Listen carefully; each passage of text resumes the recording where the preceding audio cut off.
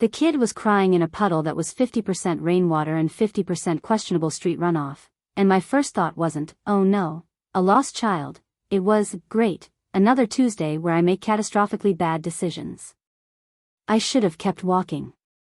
I had exactly zero qualifications for dealing with other people's problems when my own life was actively collapsing like a soggy cardboard box. But there he was, this tiny human in clothes that probably cost more than my rent, sobbing like the world was ending in the nastiest corner of Fifth Street. My day had already been a dumpster fire. Got fired from Brew Haven this morning because I accidentally served Margaret's decaf instead of regular. How was I supposed to know Margaret was the manager's ex-wife? How was I supposed to know their divorce was so bitter that caffeinating her incorrectly was grounds for immediate termination? Then I came home to find my ceiling had finally made good on its threat to leak. Directly onto my bed. My only bed. The water was still dripping when I left, creating this sad little puddle on my mattress that perfectly summarized my existence. And I'd just spent my last $8, on instant ramen that I didn't notice was expired until I got home. Best by date, March 2023. It was September 2025. So yeah. Finding a lost kid? Just another entry in the diary of Eris Moretti's absolute garbage life. Hey, I said, crouching down. Rain plastered my hair to my face. You okay? The boy looked up at me with eyes the color of honey, tears streaming down his cheeks. He couldn't have been more than 7. I'm lost, he wailed, like this was a Shakespearean tragedy. Yeah, I got that. I glanced around. Fifth Street at night wasn't exactly prime real estate for wandering children. Or anyone with a survival instinct. Where are your parents? I don't know. More wailing. The kid had lungs on him. I should call someone. Except my phone had been shut off 3 days ago for non-payment. And I had this thing about calling authorities, a bad experience with PAC services 2 years ago that still made my stomach twist. They'd looked at my Omega status, my crappy apartment, my lack of PAC affiliation, and treated me like I was already a criminal. The boy was staring at me with those big eyes, shivering in his soaked designer jacket. Come on, I heard myself say. Let's get you dry. Future heiress was going to kill present heiress for this. My apartment smelled like mildew and defeat. The boy, Kieran, he informed me primly, walked in and stopped dead. Why does it smell like sadness and old socks? I blinked. Excuse me? He pointed at the corner. Is that mold or abstract art? It's mold, I admitted. And character. Mostly mold. Kieran examined my apartment like a health inspector who'd lost faith in humanity. He was still dripping on my floor, leaving puddles on the warped linoleum. I grabbed my last clean towel, my only good towel, and wrapped it around him. You need to get out of those wet clothes, I said. I'll find you something. What I found was an oversized t-shirt that said, I survived the 2020s, barely, and a pair of sweatpants with a broken drawstring. Kieran looked at them like I'd offered him a garbage bag. These are poor people clothes, he said solemnly. Yeah, well, I'm a poor people. I pointed toward the bathroom. Go change. Try not to judge the shower grout too harshly. While he changed, I assessed my situation. I had a strange child in my apartment. No phone. No money. No plan. The universe's most expired ramen sitting on my counter like a monument to bad choices. Kieran emerged looking like a tiny sad orphan from a Victorian novel. The shirt hung to his knees. He'd rolled the sweatpants up about 17 times. Are you hungry? I asked. His face brightened. Yes. Do you have anything good? I showed him the ramen. He studied it like it was a museum exhibit on poverty. What is this? Dinner. What's in it? Sodium. Regret. Technically it's chicken flavored. Kieran's nose wrinkled. I don't eat poor people food. Then you don't eat. We stared at each other. The kid had a stubborn set to his jaw that probably worked great on his real family. It wasn't working on me. I'd been poor too long to be impressed by a 7-year-old's hunger strike. Fine, he said eventually, climbing onto my one wobbly chair. But if I die, it's your fault. Noted. I boiled water in my ancient kettle and prepared the sodium bomb while Kieran provided commentary. Where did I get my furniture? The trash? Yes. Why was there only one chair? Had I considered that guests might want to sit? I didn't have guests. Why did my TV look like it was from the 1990s? Because it was. You ask a lot of questions for someone eating charity ramen, I said, sliding the bowl toward him. He poked it suspiciously with the fork. Took the tiniest possible bite. Made a face like I'd poisoned him. This tastes like sadness, he announced. Yeah, well, that's the house special. Despite his complaints, he ate the entire bowl. Then looked around hopefully for more. I gave him my portion, because apparently I was a complete sucker for sad children with designer expectations. So, I said, sitting on the floor since he'd claimed my only chair. What happened? How'd you get lost? Kieran's face crumpled. For a second I thought the waterworks were starting again. But he pulled himself together, this little kid trying so hard to be brave. I was with my guard, he said quietly. At the market. And there were so many people, and I saw this toy I wanted, and I let go of his hand. Just for a second. His voice got smaller. When I turned around, he was gone. Everyone was gone. And I didn't know where I was. My heart squeezed. I knew that fear. The terror of being small and lost and alone. It's okay, I said. We'll figure it out. Tomorrow we'll find someone who can help, okay? Can I stay here tonight? He looked around the apartment with less judgment now. More hope. Just one night? Yeah. Just one night. That was my second catastrophically bad decision of the day. Kieran fell asleep on my couch, which was really just a futon that had given up on life. I threw my least moldy blanket over him and watched his face relax in sleep. He looked less like a snobby rich kid and more like what he was, a scared little boy who wanted to go home. I needed to give him a bath first thing in the morning. He was still crusty with street puddle and general city grime. The thought made me glance at the bathroom, at the drip drip drip of my ceiling leak now forming a puddle near the toilet. Right. Bath. Tomorrow. After I figured out how to find this kid's family without involving authorities. Kieran had promised me repeatedly that his family was very rich and would buy me a new ceiling and socks without holes if I helped him. The kid was a born negotiator. I'd almost believed him until I remembered I was a chronically unlucky Omega whose life peaked in middle school. I grabbed my own blanket, thin, worn, with a hole the size of my fist, and tried to get comfortable on the floor. Rain hammered against my window. The leak had graduated to a steady stream. This was fine. Everything was fine. I just harbored a random child for the night. What could possibly go wrong? Morning came with weak sunlight and Kieran standing over me like a tiny, judgmental ghost. You sleep on the floor? Good morning to you too, sunshine. Do you have breakfast? Real breakfast? Not expired sadness? I hauled myself up, every bone protesting. I have. I checked my cabinets. Half a granola bar and some questionable yogurt. Kieran looked like he might cry again. My family has chefs. 3 of them. They make eggs 6 different ways. Cool. Want the granola bar or not? While he ate his half of the world's saddest breakfast, I ran water for a bath. My bathtub had seen better days, like, better decades, but it would work. I needed to get the street grime off him before we ventured out to find help. Bath time, I called. Kieran appeared in the doorway, eyeing the tub suspiciously. Is that safe? It's water. It's fine. Get in. I turned around to give him privacy while he undressed. Heard the splash of him climbing in. Turned back to find him sitting in the water looking miserable and pathetic.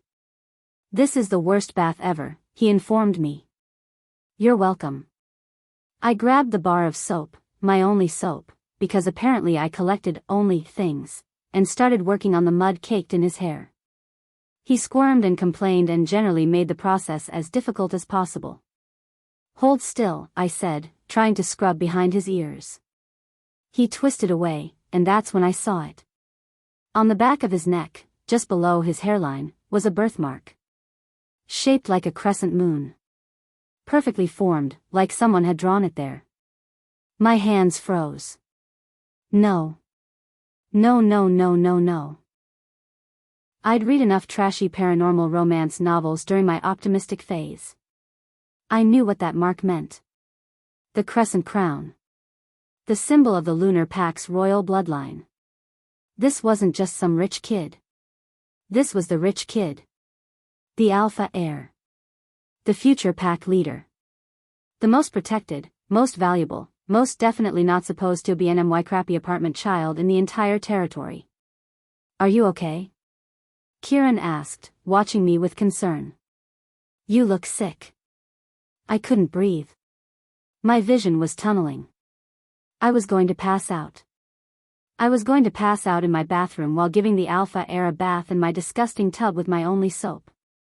"I'm fine," I wheezed. "Totally fine. Everything's fine." Everything was not fine. I'd kidnapped the alpha heir. They were going to kill me. Pack justice for endangering the heir was swift and brutal. Never mind that I'd helped him. Never mind that I'd given him my food and my towel and my only good blanket. They'd see a lone Omega with the prince and assume the worst. "Can I have that imported chocolate now?" Kieran asked hopefully. I slid down the wall, my back against the cabinet, trying to remember how to breathe. Kieran continued sitting in the bath, using my last towel, my only good towel, to wash his face, completely unaware that he'd just ended my life. "Do you have imported chocolate?" he pressed. "From Switzerland? Or Belgium?" "No," I managed. "I don't even have domestic chocolate. I don't have anything. I have expired ramen and broken dreams, and now I have the future alpha in my bathtub and I'm going to die." Kieran tilted his head, confused. "You're not going to die. My family will be happy you helped me. They'll probably give you a reward." "A reward?" "Sure. After they finished questioning why I hadn't called the authorities immediately. After they finished investigating every second he spent in my apartment. After they finished deciding whether an Omega with nothing to lose might have had ulterior motives." I dropped my head between my knees, trying not to hyperventilate. This was it. This was how Eris Moretti's terrible, unlucky, catastrophically bad life finally ended. Not with a bang, but with a 7-year-old asking for imported chocolate in her mold-infested bathroom. "Can I get out now?" Kieran asked. "The water's getting cold." I looked up at him, at this tiny, innocent kid who had no idea the bomb he'd just dropped into my life, and did the only thing I could do. I started laughing. Or crying. Honestly, at this point, I couldn't tell the difference. Chapter 2. The news broke at 6 a.m. I know this because I hadn't slept. I'd spent the entire night sitting on my floor, staring at Kieran's sleeping face, having a slow-motion panic attack that lasted approximately 7 hours. When my neighbor's TV blared through our paper-thin walls, I heard it. The emergency broadcast tone. Then a voice, tight with barely controlled terror: "The Lunar Pack has issued a code Obsidian alert. Prince Kieran Thorne, heir to the Alpha throne, has been missing for over 24 hours. I scrambled from my neighbor's wall, pressing my ear against it. Alpha King Declan Thorne has mobilized all pack forces. A reward of $5 million is being offered for information leading to the prince's safe return. The Alpha King has issued a statement that anyone withholding information will be charged with treason against the pack. $5 million. Treason. I was going to vomit. Additionally, the city has implemented emergency protocols. All public transportation is suspended. A curfew is in effect from 8 p.m. to 6 a.m. Citizens are urged to check their security footage and report any sightings. The broadcast continued, but I'd stopped breathing. Code Obsidian. That was the highest level of pack emergency, reserved for existential threats. Wars. Plagues. Apparently, one lost prince. I looked at Kieran, still sleeping peacefully on my futon, wrapped in my least moldy blanket, one small hand curled under his cheek. He looked so normal. So innocent. So completely not like someone whose disappearance had triggered a citywide manhunt. My phone was still shut off. I had no way to call anyone, which was actually good because I was pretty sure anything I said right now would be incriminating. Hi, yes, I have the prince. I found him yesterday but didn't report it because of my crippling mistrust of authority. Please don't execute me. Yeah. That would go great. Kieran stirred, yawning. His eyes fluttered open and he smiled at me, this sweet, trusting smile that made me want to wrap him in bubble wrap and hide him from the world. Good morning, he said cheerfully. Do you have any breakfast that isn't expired? We need to talk, I said. I don't understand why you're upset, Kieran said, watching me pace. My family will be happy you helped me. Kieran. I stopped, turned to face him. Do you know what a code obsidian is? He shook his head, swinging his legs from the futon. It means your dad thinks something terrible happened to you. It means the entire city is looking for you. It means I'm harboring the most wanted child in the territory, and if anyone finds out, I'm dead. You're not dead. He said it so matter-of-factly, like he was correcting my math homework. You're right here. I will become dead. That's my point. My dad wouldn't hurt you. You helped me. I laughed. It came out slightly unhinged. Kieran, I'm an unmated Omega with no pack affiliation who kept the Alpha heir in her apartment overnight without reporting it. Your dad is going to assume I kidnapped you. But you didn't. I know I didn't. But it looks like I did. Kieran considered this, his little face scrunched in thought. So we should tell him you didn't. Oh, sure. I'll just walk up to the Alpha King and explain. I'm sure that'll go great. Hey, Your Majesty, I know your son was missing and you've been going insane with worry, but I was too anxious to call anyone, so I just kept him in my mold apartment and fed him expired ramen. Please don't kill me. The ramen wasn't that bad, Kieran offered. I started pacing again. My apartment was too small for proper pacing. I could only take about 4 steps before hitting a wall, but I was managing. Think, Eris. Think. I could take him to a pack station. Just drop him off and run. But they had cameras. They'd see me. They'd find me. I could leave him somewhere public and call in an anonymous tip. Except my phone was shut off and pay phones didn't exist anymore. I could. Can we have breakfast first? Kieran asked. Before you finish panicking? I looked at him. At this 7-year-old who'd somehow stayed calm while I spiraled. Who'd survived being lost and scared and ending up with the world's unluckiest Omega. Yeah, I said, my voice softer. Yeah, we can have breakfast. Breakfast was half a granola bar, mine, and some questionable yogurt, his. Kieran ate without complaint this time, which I appreciated. While he ate, I tried to formulate a plan that didn't end with my execution. Why did you run away? I asked suddenly. Kieran's spoon stopped halfway to his mouth. His face did something complicated, a flash of hurt quickly covered by a child's attempt at being brave. I didn't run away, he said quietly. I got lost. Kieran. He stared at his yogurt. I heard them talking. The council members. They came to the palace and I was hiding under the meeting table. I like to hide there sometimes. It's got this tablecloth that goes all the way down, and they were talking about me. What did they say? His voice got smaller. They said my dad should send me away. To a training facility. Because I'm too soft for an alpha heir. Because I cry too much. Because I'm not. He swallowed hard. Because I'm not strong like my dad. My heart cracked right down the middle. And then my dad said, Kieran's voice broke. He said maybe they were right. Maybe I did need proper training. And I got scared. So when we went to the market, I thought maybe if I got lost, I could just not go back. Oh, gods. I knelt in front of him, taking his small hands in mine. Kieran, listen to me. Your dad is looking for you right now. He's terrified. That doesn't sound like someone who wants to send you away. But he said. Sometimes parents say things they don't mean. Especially when other people are pressuring them. I squeezed his hands gently. I promise you, whatever your dad said in that meeting, he's regretting it now. He wants you home. Kieran's eyes welled up. My mom died. Last year. And my dad, he got scary after. Not scary like he'd hurt me, he added quickly.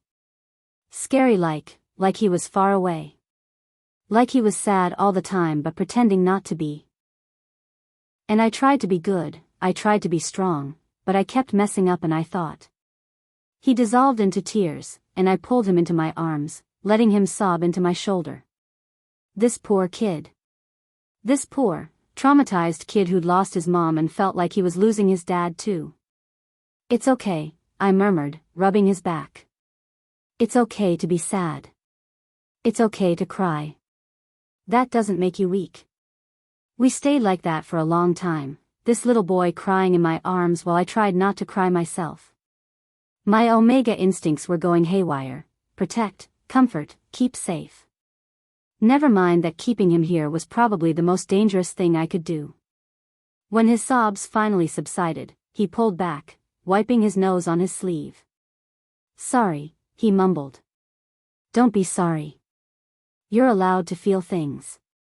My dad says alphas need to be strong. Your dad is wrong. Everyone needs to feel things. That's what makes us human. Well, werewolf. You know what I mean. Kieran managed a watery smile. Then his face shifted, going distant in a way that made my skin prickle. He's sad right now, Kieran said softly. What? My dad. I can hear him sometimes. In my head. Not words exactly, but feelings. Kieran's eyes were unfocused, looking at something I couldn't see. He's in the garden. Mom's garden.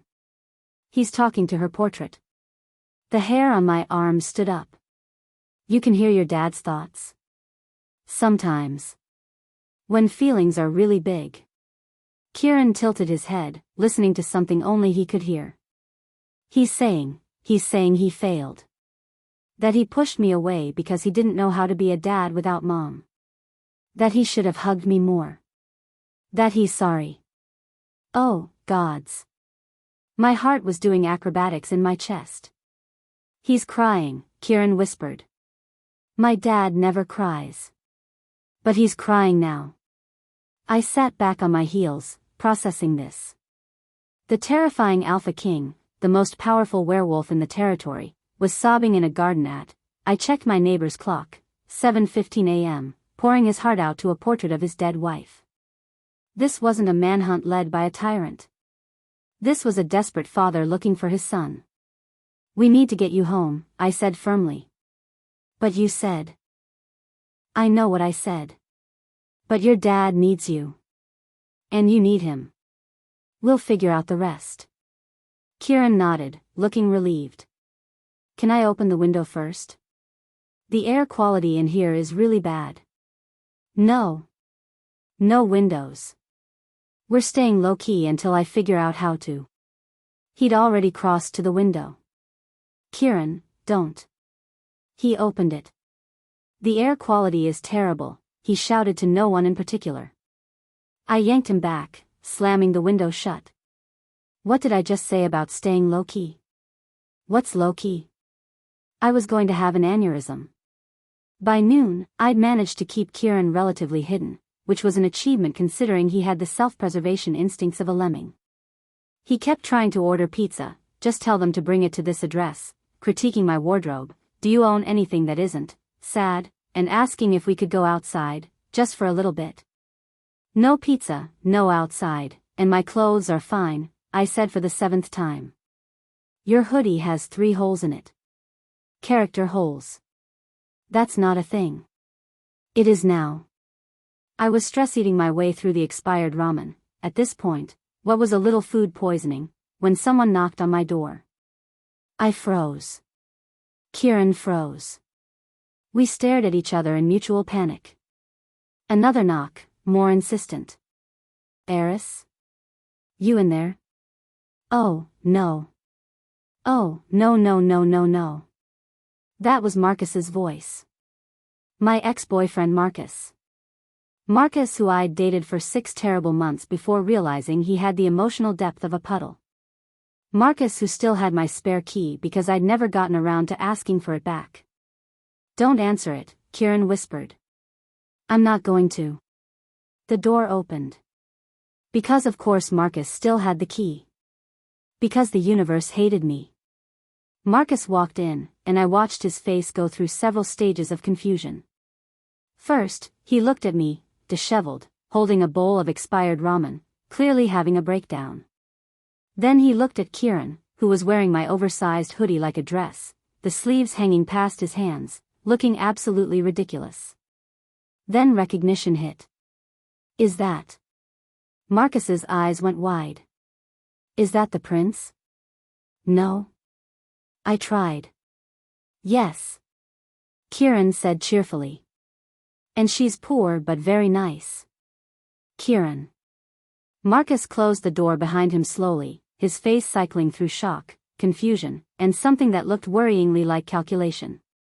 Eris, he said carefully. Why do you have the alpha heir in your apartment? It's complicated.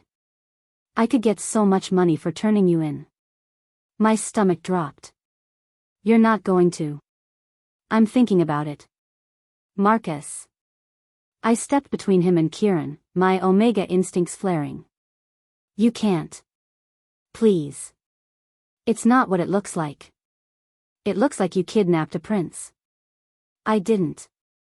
He was lost and I helped him, and now I'm trying to figure out how to get him home without getting executed. Marcus stared at me. Then at Kieran. Then back at me. This is insane. This is actually insane. Even for you, Eris, this is. His dad doesn't want him, Kieran interrupted quietly. We both turned to look at him. That's not true, I said gently. He said maybe I should go away. For training. Kieran's voice wobbled. Because I'm too soft. Marcus's face did something complicated. He'd always been good with kids, one of his few redeeming qualities. Kid, I promise you, your dad wants you home. The whole city is losing its mind looking for you. But he said. Parents say stupid things sometimes. Marcus crouched down to Kieran's level. Trust me. I said plenty of stupid things to Eris, and I regretted most of them. Not the time, Marcus, I muttered. My point is, Marcus continued, your dad is scared. Scared people say dumb stuff. But that doesn't mean he doesn't love you. Kieran considered this. Then his face went distant again, that eerie unfocused look. He's still in the garden, Kieran said softly. He hasn't moved. He's just sitting there. Talking to Mom. Saying he doesn't know how to do this without her. That he misses her. That he misses me. Marcus looked at me. I looked at Marcus. We both felt our hearts crack in stereo. Well, crap, Marcus said finally. Now I'm emotionally invested. Right? We have to get him home. I know. But if we just show up with him, they'll arrest you. I know. We stood there, the 3 of us in my terrible apartment, trying to figure out how to solve this impossible problem. Kieran was still listening to his father's thoughts, tears sliding down his cheeks. Marcus was running his hands through his hair, the way he always did when he was thinking. And I was trying not to hyperventilate. "He's so sad," Kieran whispered. "I didn't know he was this sad. I thought he was just mad at me. But he's sad. He misses me so much." "Then we get you to him," I said firmly. "Whatever it takes." "They'll charge you with treason," Marcus pointed out. "Then they'll charge me with treason. But I'm not keeping him from his dad another second." Marcus looked at me with something like respect. Or possibly disbelief that I could be this stupid. Hard to tell with him. "You always did have terrible survival instincts," he said. "It's one of my many charms." "So what's the plan?" I looked at Kieran, at this brave little boy who'd been through so much. Who'd lost his mom and thought he was losing his dad. Who'd ended up with the unluckiest Omega in the city and somehow trusted me anyway. "We take him to the palace," I said. "We walk right up to the front gates and we explain everything. They'll arrest you the second you get close. Probably. You'll be charged with kidnapping at minimum. Yep. You could go to prison for years." "I'm aware." Marcus shook his head. "You're insane. I'm an Omega who stress ate expired ramen for breakfast and has the future Alpha King in her apartment wearing her hoodie as a dress. Insanity is kind of my baseline now." Despite everything, Marcus smiled. "I forgot how stubborn you are. It's my second best quality. After my terrible survival instincts." Kieran tugged on my hoodie, his dress. "Will you really take me home? Even if they arrest you?" I knelt down, taking his hands. "I promise. Your dad needs you. And you need him. That's more important than me not going to prison. I don't want you to go to prison. Then we'll have to hope your dad is reasonable.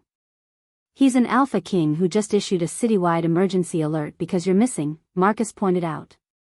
"I'm not sure reasonable is on the table.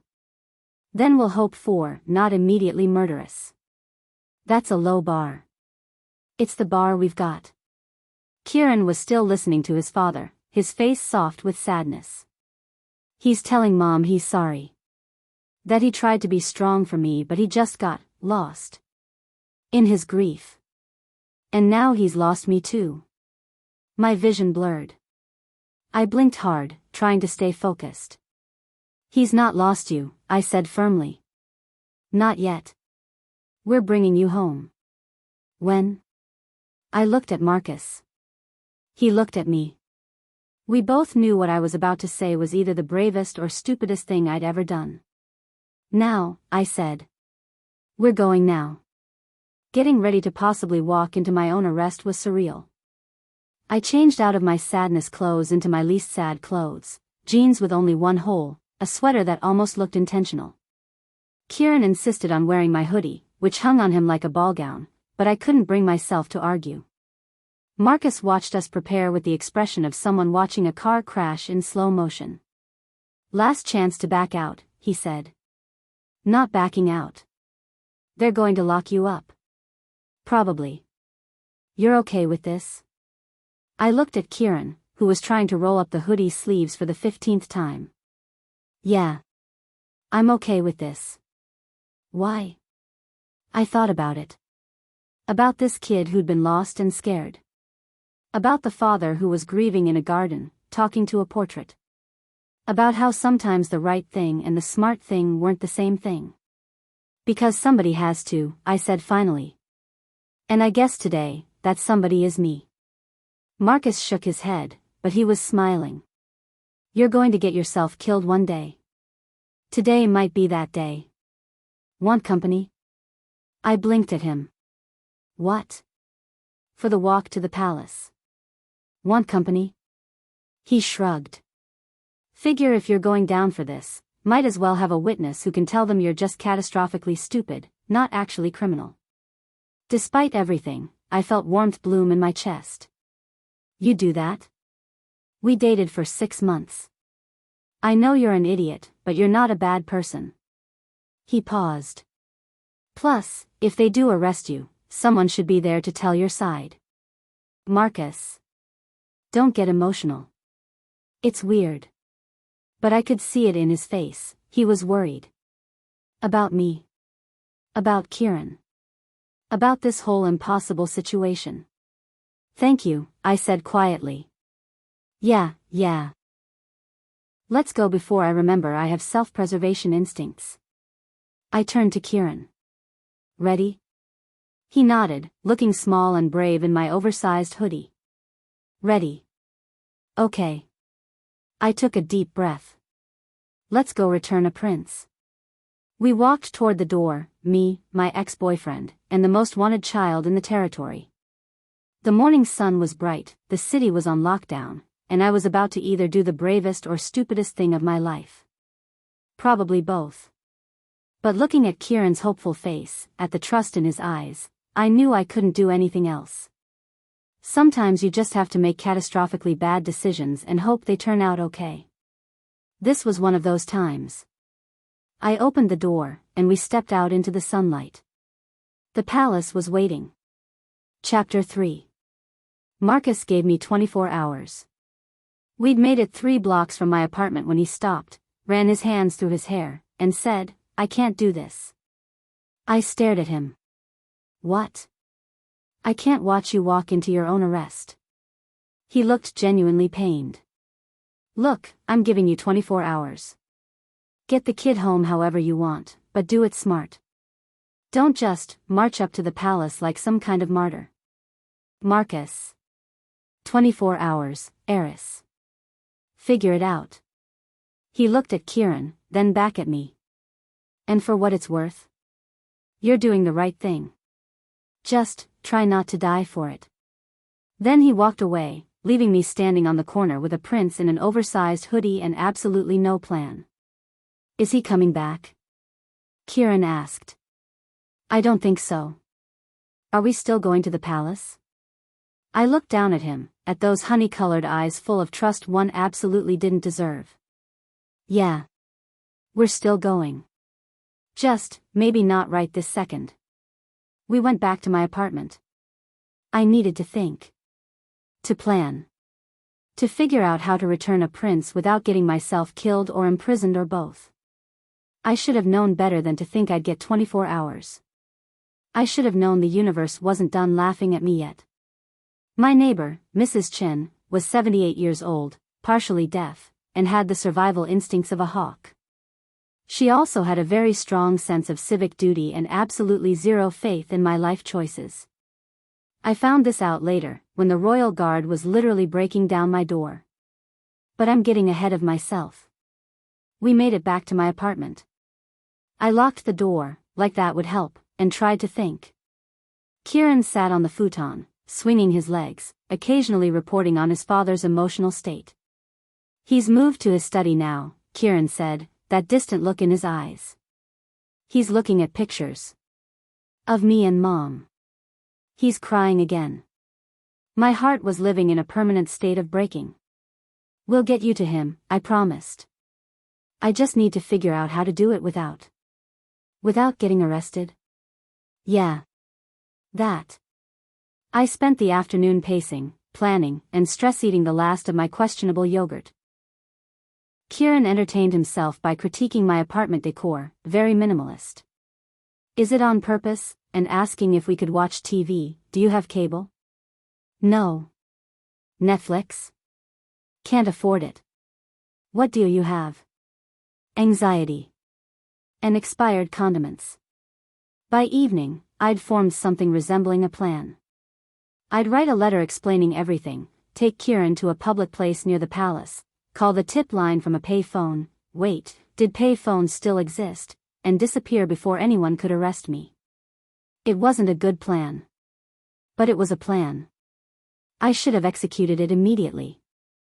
Instead, I let Kieran fall asleep on the futon, covered him with my least moldy blanket, and told myself we'd do it first thing in the morning. That was my third catastrophically bad decision. The royal guard broke down my door at 5:47 a.m. I know this because I was awake, staring at my ceiling leak, when I heard Mrs. Chen's voice in the hallway. Yes, officer, that apartment. I heard suspicious child noises. Crying. And the girl who lives there, she's not exactly stable. No job, no pack, always looks like she's one bad day from a breakdown. Thanks, Mrs. Chen. Really feeling the neighborhood solidarity. We've had reports of possible child endangerment, a deep male voice said. We'll need to check. My blood turned to ice. I scrambled out of my floor bed situation, running for the futon where Kieran was still sleeping. I needed to wake him, needed to hide him, needed to. The door exploded inward. Not opened. Exploded. Wood splintered everywhere. My elderly neighbor screamed. And suddenly my apartment was full of werewolves in tactical gear, all of them looking at me like I was a threat to national security. I was wearing my rattiest pajamas, a t-shirt that said, "I'm fine," in increasingly frantic fonts, and had a clay face mask on because I'd been stress-treating my skin at 3 a.m. I pay rent here. I screamed, because apparently that was my priority in this moment. Then I saw him. Alpha King Thorn Blackridge. He filled my doorway like a natural disaster. Easily 6'5", broad-shouldered, with scars running down his neck and the kind of presence that made you want to either submit or run. His eyes were ice blue and currently scanning my apartment with lethal focus. Those eyes landed on the futon. On Kieran. Who was sitting up, rubbing his eyes, looking small and confused in my oversized hoodie. Dad? Kieran said sleepily. The change in Thorn was instantaneous. The lethal Alpha King disappeared, replaced by a father who looked like he'd been drowning and just found air. He crossed my apartment in 3 strides, stepping over my broken door, past me, past his guards, and dropped to his knees in front of the futon. Kieran. His voice cracked. Oh gods, Kieran. Kieran's face crumpled. Dad, I'm sorry, I didn't mean to. Thorn pulled him into his arms, holding him like he'd never let go. I watched this huge, terrifying Alpha King shake as he buried his face in his son's hair, breathing him in. You're safe, Thorn whispered. You're safe. That's all that matters. It was the most beautiful thing I'd ever seen. It was also happening in my apartment while I was wearing a face mask and pajamas with, "I'm fine," written on them in increasingly unhinged fonts. Kieran was crying. Thorn was crying. I was trying not to cry because that would make my face mask run and I had some dignity left. Somewhere. Probably not here, but somewhere. Then Kieran reached out and grabbed my hand. Dad, this is Eris. She saved me. She let me stay here and gave me her food and her towel and her blanket, and she's really nice even though she's very poor. Every guard in the room turned to look at me. So did Thorn. His eyes, those ice blue eyes, locked onto mine, and I felt like I was being x-rayed at the soul level. You took care of my son? His voice was careful. Controlled. Like he was holding back something massive. I fed him expired ramen and let him sleep on a questionable futon, so took care is generous. She's the best. Kieran interrupted, still holding my hand. She taught me about poverty. That's not how I'd phrase it. She said her ceiling has character because it leaks. And her socks have personality holes. Kieran, please. An older man in expensive robes pushed forward. He had silver hair, sharp features, and the expression of someone who just found a bug in his tea. Your Majesty, he said coldly. This Omega kept your son for over 24 hours without reporting it. She should be arrested immediately for kidnapping, child endangerment, and treason against the pack. My stomach dropped to my feet. Cassius, Thorn started. Pack law is clear, Cassius continued. Anyone withholding information about the prince's whereabouts is guilty of treason. The penalty is... No. The word came from Kieran, but it wasn't his normal voice. It was deeper. Resonant. And the walls shook. Actually shook. Plaster dust drifted down from my ceiling. My windows rattled in their frames. The guards stumbled back, and even Thorne looked shocked.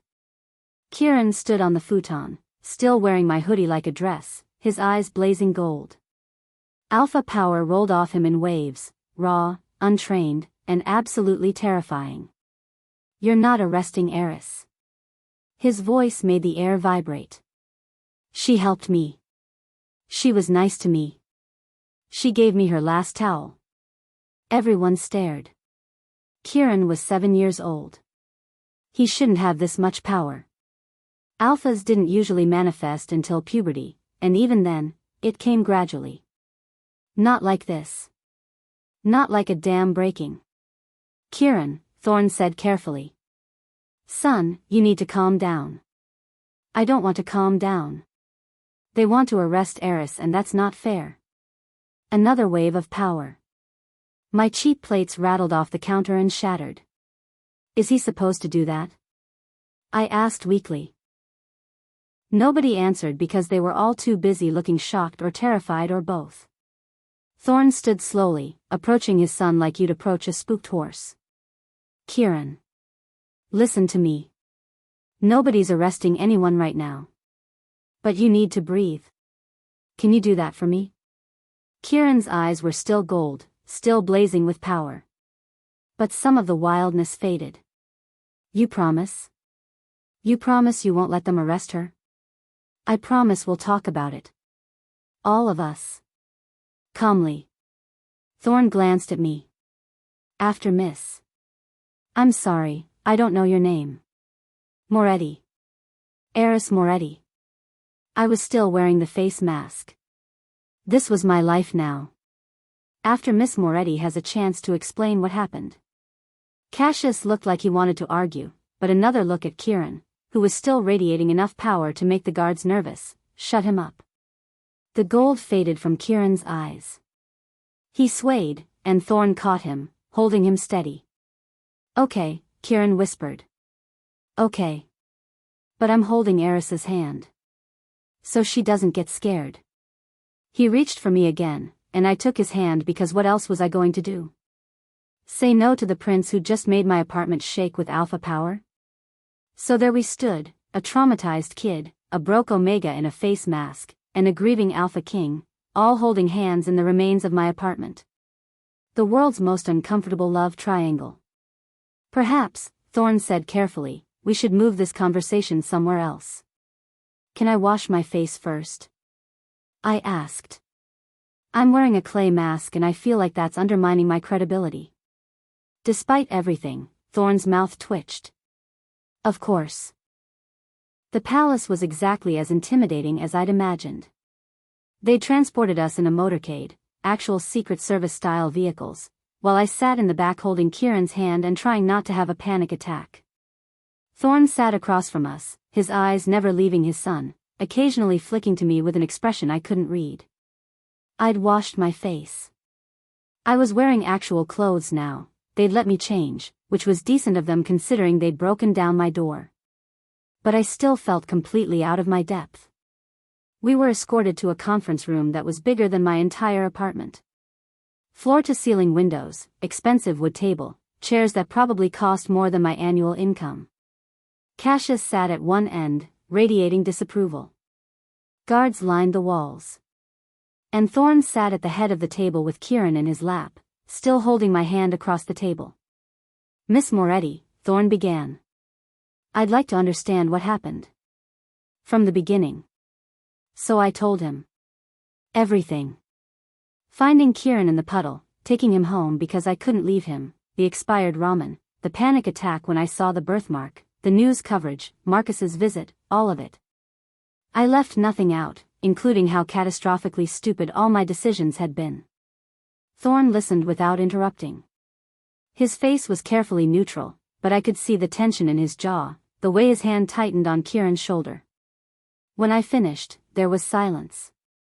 "So," Cassius said coldly, "you're admitting you harbored the prince for over 24 hours without contacting authorities?"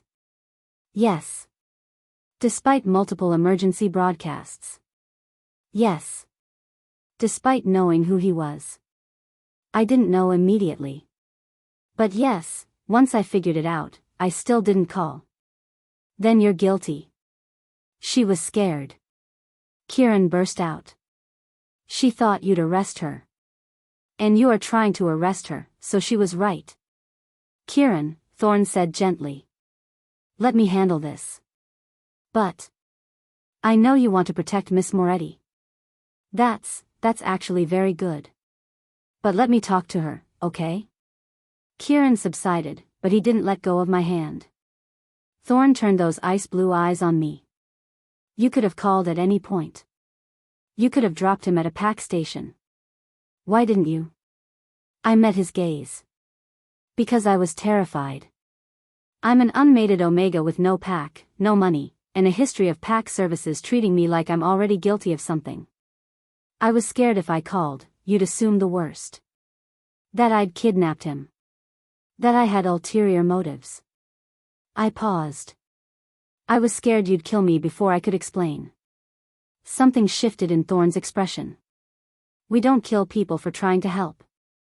With respect, Your Majesty, you don't know what it's like to be powerless in this city.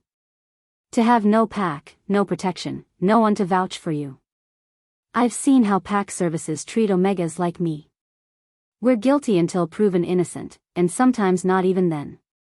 Silence. She's right, one of the guards said quietly. A woman with kind eyes. I've seen it. Unmated Omegas we don't always treat them fairly. Cassius's face turned red. This is irrelevant. It's not irrelevant, Thorne cut in. His voice was still calm, but there was steel underneath. If Miss Moretti felt she couldn't safely contact authorities, that's a failure on our part. Not hers. She still broke the law. She also saved my son. Thorne looked at me. Kieran says you fed him. Gave him your bed. Kept him safe. I gave him my futon and expired ramen. I'm not sure that counts as. You gave him what you had, Thorne said quietly. Which was more than he needed. He needed someone who gave a damn. And you did. My throat closed up. Dad cried about me, Kieran said suddenly. In Mom's garden. He said he failed as a father. Thorne's face did something complicated. Kieran. You did fail, Kieran continued, with the brutal honesty of children. You got scary after Mom died. You stopped hugging me. You stopped talking to me. And then I heard you say maybe I should go away and I thought. His voice wobbled. I thought you didn't want me anymore. The room felt like all the oxygen had been sucked out. Thorne pulled Kieran closer, his voice rough. I never stopped wanting you. Not for a second. I didn't know how to be your father without your mother. And I thought if I stayed distant, it would hurt less. For both of us. He pressed his forehead to Kieran's. I was wrong. I was so wrong. And I'm sorry. Kieran was crying. Thorne was crying. I was crying. Even some of the guards looked misty-eyed. I don't want to go away, Kieran whispered. I want to stay with you. You're never going away. I don't care what the council says. You're staying with me, and I'm going to do better. I promise. They held each other, and I felt like I was intruding on something private. Something sacred. Then Kieran pulled back, wiping his eyes. Can Eris stay too? Record scratch. Everyone looked at me. What? I said. Can she stay? She doesn't have anywhere else to go. Her apartment has mold and a leaking ceiling and her door is broken now because your guard smashed it. Kieran, I said weakly, I don't think. She took care of me when she didn't have to. We should take care of her. Thorne was looking at me with an expression I couldn't read. Calculating. Considering. That's very kind, I said quickly, but I couldn't possibly. That's when it hit me. The first cramp, deep in my abdomen. A wave of heat that made my skin prickle. The unmistakable scent of an omega going into heat, flooding the room. Oh, gods. Oh gods, oh gods, oh gods. Not now. Not here. Not in front of the Alpha King and his entire guard and the royal advisor Anne. Every alpha in the room went very still. Thorne's eyes widened. His nostrils flared. And I watched, in slow-motion horror, as recognition hit him. True mate recognition. The biological imperative that happened maybe once in 1,000 bonds. The thing that paranormal romance novels were built on. The connection that was supposed to be beautiful and romantic and definitely not happening to me while I was sweating through my clothes in a palace conference room. No, I whispered. No, no, no, no. Another cramp. Stronger. I doubled over, still holding Kieran's hand because I apparently couldn't let go even while dying of embarrassment. Miss Moretti, Thorne started. This is literally the worst day of my life, I gasped. Same, Thorne said, looking shell-shocked. The female guard was already moving, grabbing blankets from somewhere, talking about getting me to a heat room. Cassius looked like someone had personally insulted his entire bloodline. The other guards were backing away, giving Thorne and me space because apparently they could smell what was happening and nobody wanted to be caught in the middle of a true mate situation. Does this mean Eris is going to be my new mom? Kieran asked brightly. Cassius made a noise like a dying whale. I need to leave, I said, trying to stand. My legs weren't cooperating. I need to leave right now. You're in heat, Thorne said, his voice strained. You can't go anywhere. Watch me. I tried to stand. Made it about 3 inches before another cramp hit and I collapsed back into the chair. Thorne was on his feet, hovering like he wanted to help but didn't know how. Someone get her to a heat suite. Now. Your Majesty, Cassius said tightly, perhaps we should discuss. Not now, Cassius. The guards were moving. Someone, the kind-eyed woman, was helping me up, supporting my weight. Kieran was still holding my hand, walking beside me, chattering about how this was so exciting, and does this mean we're family now?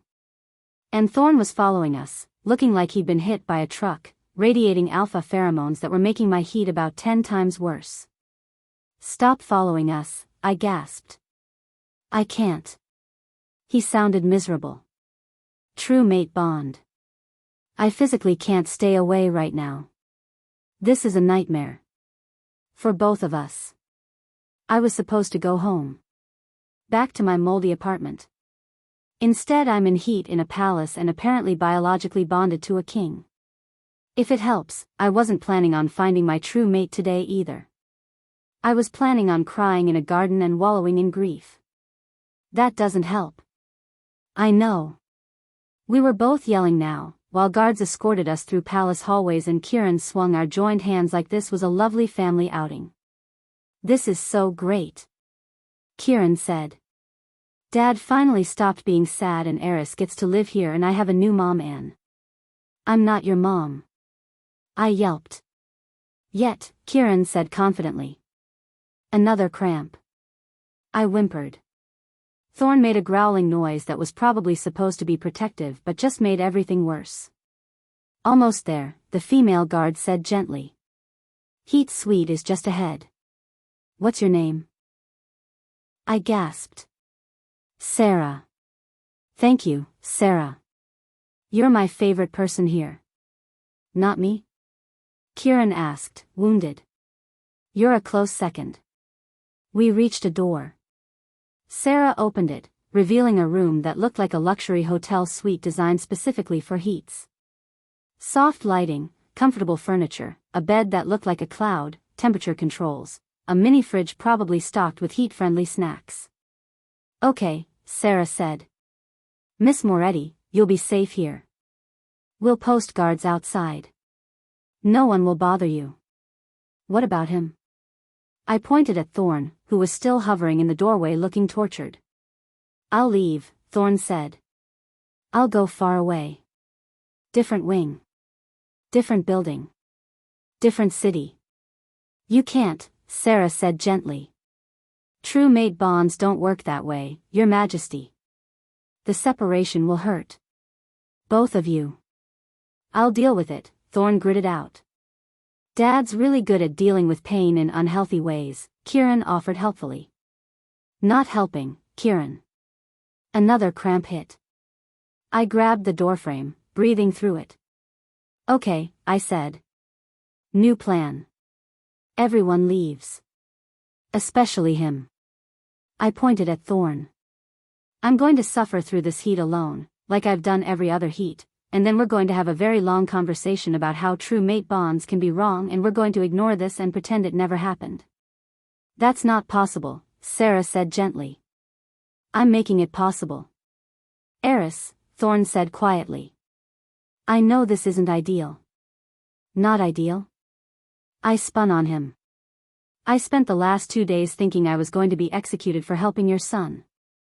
I live in an apartment with mold and a leaking ceiling. I eat expired ramen. And now I'm in heat in a palace, apparently biologically bonded to a king, and your son thinks I'm his new mom. This isn't not ideal. This is a cosmic joke. Thorn just looked at me. Those ice blue eyes soft with something that might have been understanding. You're right, he said. This is terrible timing.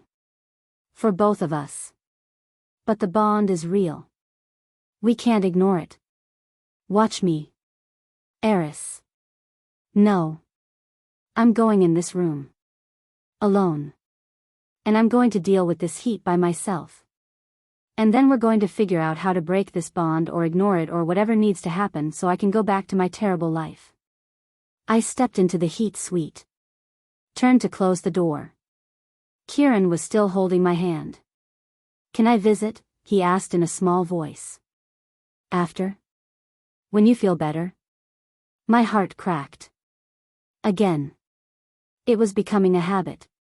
Yeah, I said softly. You can visit. Promise? Promise. He let go of my hand.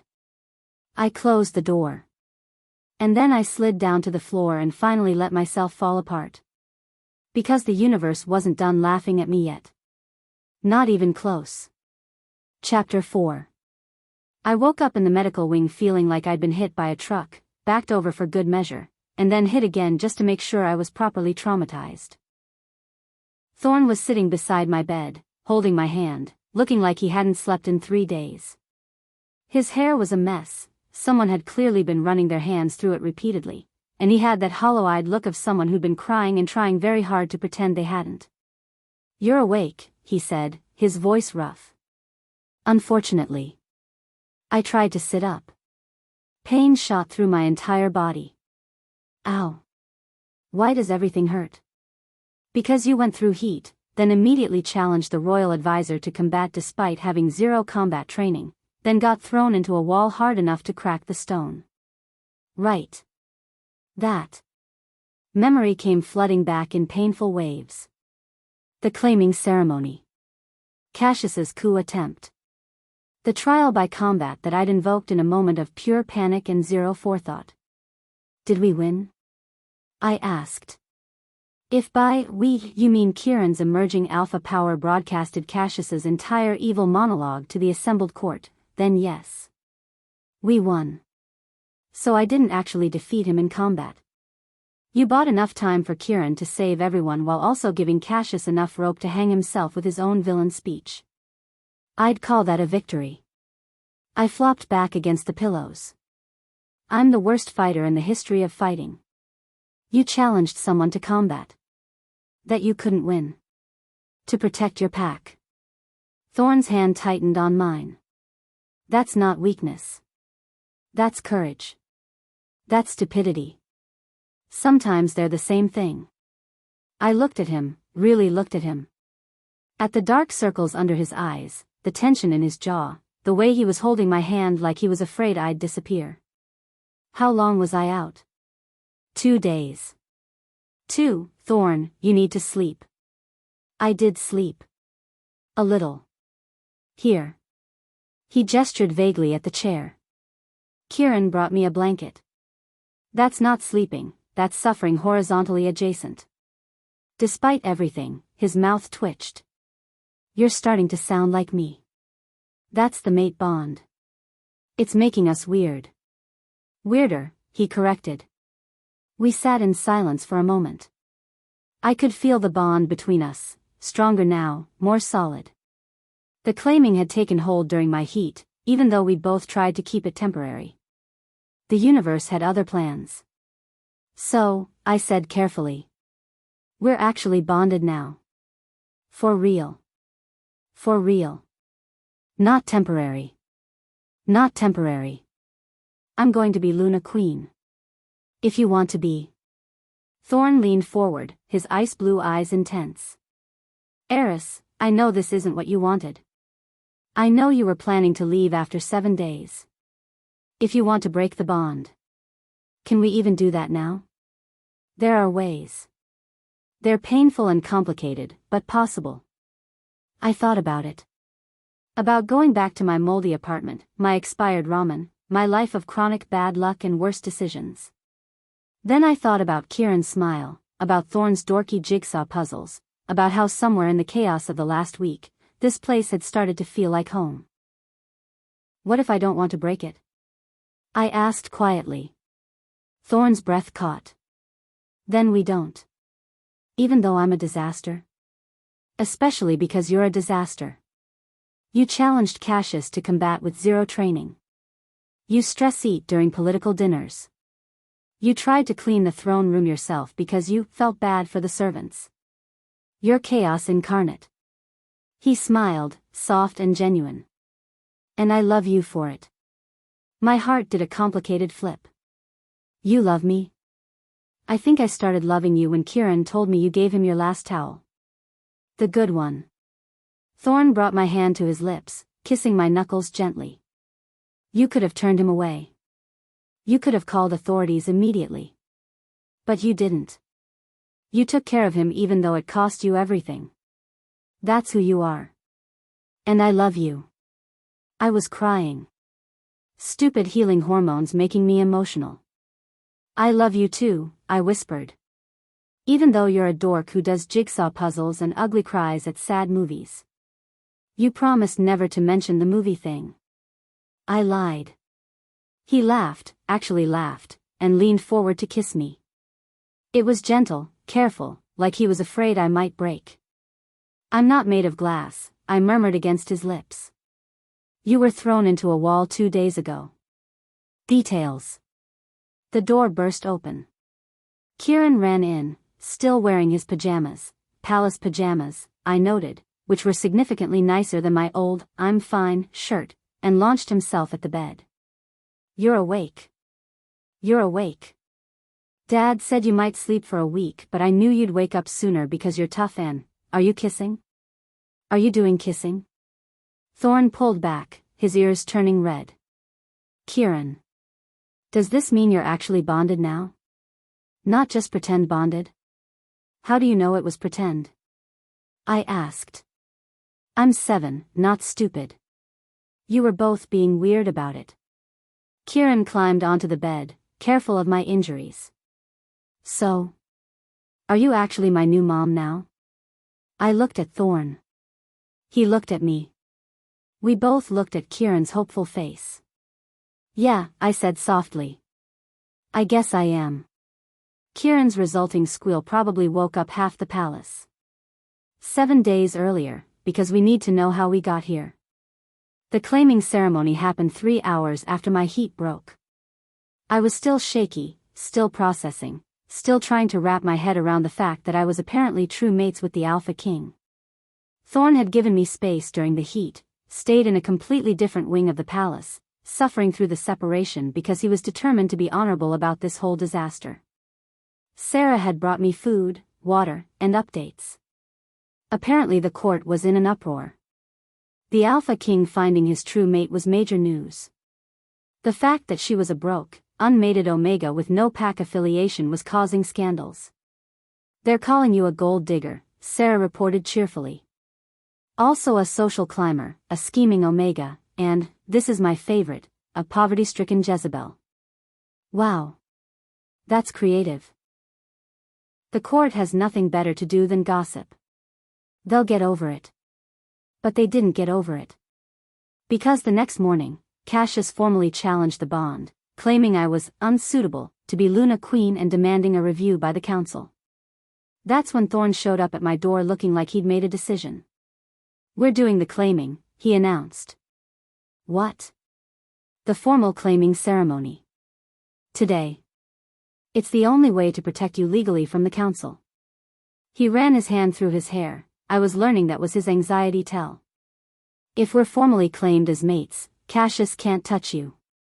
Pack law protects the Luna. But we agreed it was temporary. It'll still be temporary. The claiming can expire in 7 days if we don't complete the bond. We just..." He looked uncomfortable. "We have to make it look real. For a week. Can you do that?" I thought about Cassius's cold eyes. About Pack services and how they'd treated me before. About being powerless and alone. "Yeah," I said. "I can do that. It'll mean living in the palace. Sharing my quarters. Pretending to be..." He gestured vaguely between us. "Together. For a week. For a week." We shook on it like we were sealing a business deal, not agreeing to fake date for political protection. I should have known better. I should have known the universe wasn't done laughing at us. Palace life was a nightmare wrapped in luxury and served with a side of acute social anxiety. First problem, I didn't know which fork to use. Ever. There were like 17 forks at dinner and I was pretty sure at least 3 of them were decorative. "That's a seafood fork," Thorne whispered during my first formal dinner. "We're eating chicken." "I know. Just put it down." Second problem, I kept trying to clean things myself. The servants thought I was insulting their competence. I was just stressed and needed something to do with my hands. "Miss Moretti," the head housekeeper said gently, "you don't need to dust the throne room." "But it's dusty." "That's what we're for." "I know, but I'm just standing here and it's right there, Anne. Please stop dusting the throne room." "Okay." I put down the dust cloth. 5 minutes later, I was reorganizing the library because the books weren't alphabetized properly. The librarian found me and politely asked me to stop helping. Third problem, I accidentally insulted a visiting duchess. "Your dress is so interesting," I said brightly, trying to make conversation.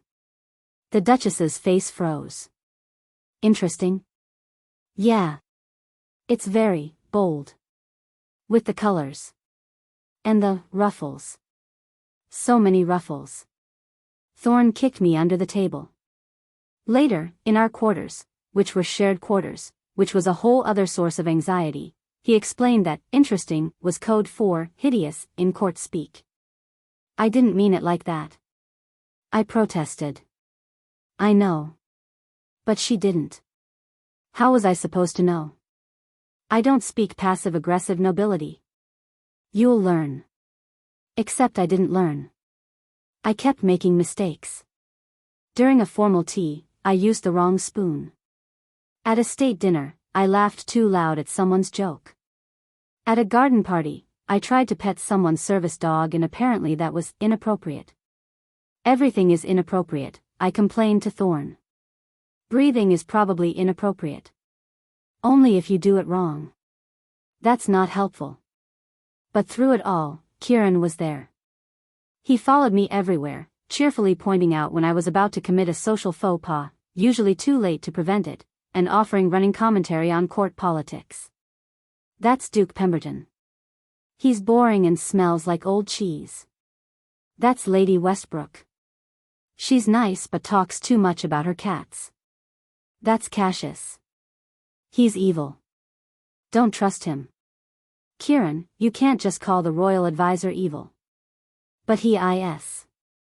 He keeps looking at Dad like he wants to stab him." Kid had good instincts. The worst part, or best part, depending on your perspective, was sharing quarters with Thorne. His rooms were enormous. Bigger than 3 of my old apartments combined. There was a bedroom the size of a ballroom, a bathroom with a tub you could swim in, a sitting room with a fireplace, and approximately 17 closets. "You can take the bed," Thorne said immediately. "I'll sleep on the couch." "That's ridiculous. It's your bed. You're recovering from heat. You need proper rest. So do you. You're the alpha king. You can't sleep on a couch." "I've slept on worse." "When?" "Military training. I spent 3 weeks sleeping in a ditch." That's not the same thing." We argued about it for an hour. Finally compromised, he'd sleep on the floor with about 17 blankets and pillows to make it comfortable. It lasted one night. I woke up at 2 a.m. to use the bathroom and found him still awake, staring at the ceiling, looking miserable. "This is stupid," I said. "What?" "You're sleeping on the floor. In your own room. Because of some arbitrary sense of chivalry. I'm trying to be respectful. It's a huge bed. We can share it. Like adults. Without it being weird." Famous last words. We shared the bed. It was immediately weird. Not bad weird. Just weird. Thorne was very careful to stay on his side. I was very careful to stay on mine. We built a pillow wall between us like middle schoolers at a sleepover. The pillow wall lasted 3 nights. On night 4, I woke up curled against his chest, his arm around me, both of us sleeping peacefully for the first time in weeks. "This doesn't mean anything," I mumbled when I realized where I was. "Absolutely nothing," Thorne agreed, not moving. "It's just the mate bond. Making us comfortable with each other. Completely biological. We're still breaking it in 7 days. Definitely." Neither of us moved. The thing about fake dating is that it starts to feel real around day 3. We'd finish each other's sentences. Crave the same foods. Reach for each other without thinking. The mate bond was syncing us up in ways that were annoying and endearing in equal measure.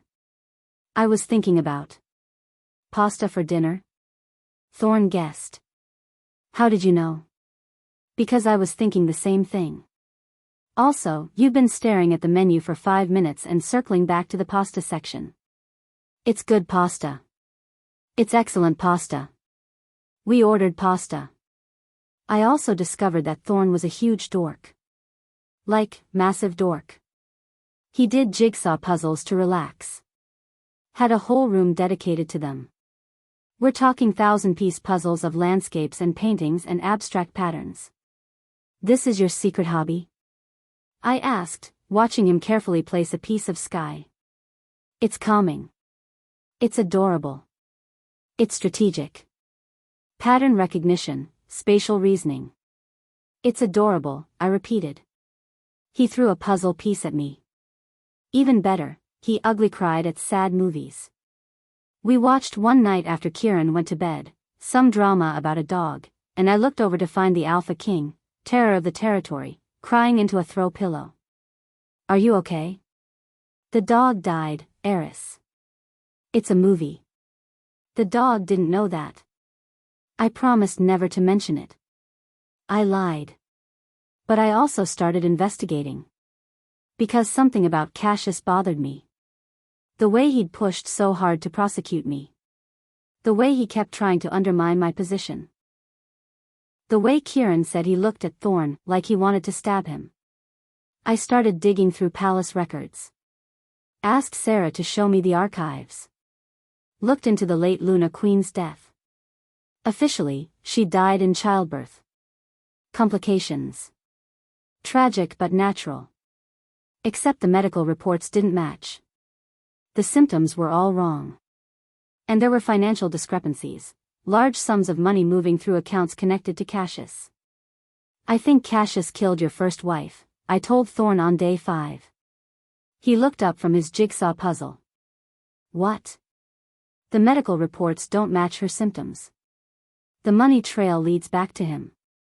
And I think he's been embezzling from the pack treasury to fund something. I'm not sure what yet."